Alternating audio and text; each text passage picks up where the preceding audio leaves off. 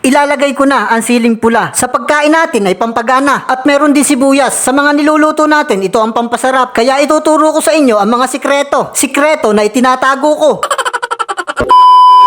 Bago ang lahat, nagpapasalamat nga pala ako sa mga sumusuporta sa mga video ko. Huwag kayong mag-alala, babawi ako. Joke lang.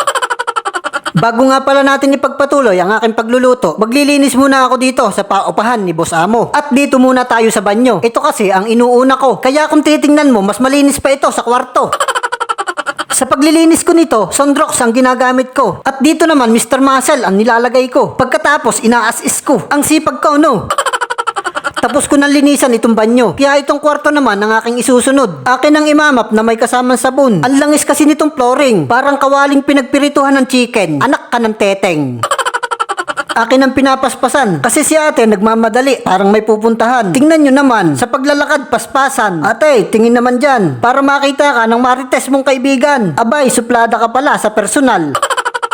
Dahil sa paglilinis kami ay tapos na, kaya ito naman pagluluto ay itutuloy ko na. At nagayat ko na pala ang mga ricado na gagamitin natin sa paggisa. At ito nga palang manok ay nahugasan ko na. Mainit na tubig nga pala ang aking ibinebera. At uumpisahan ko na magpainit ng kasirola. Matagal nga pala magluto dito, kaya naunang uminit ay ang aking ulo.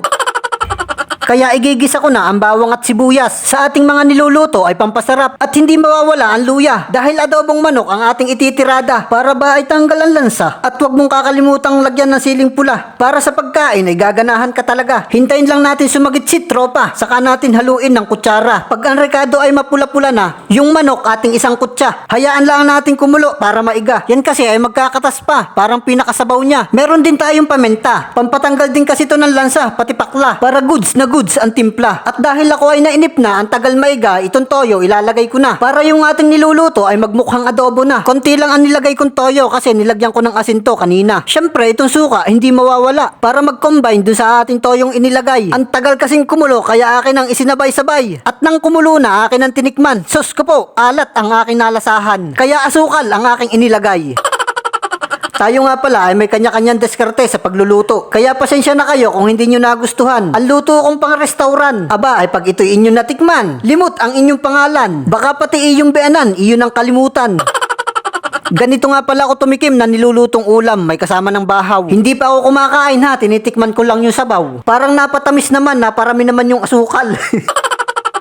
Joke lang, goods na goods. Basta't akong tumira, okay na okay talaga. Kaya ilalagay ko na itong siling mabango. Ito ang magpapasarap sa niluto kong adobo. Hayaan lang natin kumulo para ang sabaw niya ay maiga. At pagluto na talaga, itong sibuyas ilalagay ko na. Ay pag ito iyon natikman, talaga mapapatalon ka kaibigan. Sabay mapapasigaw ka. Wow! Ang sarap! Sarap mong tadyakan, maalat. Kaya bye-bye, see you to next video. I love you!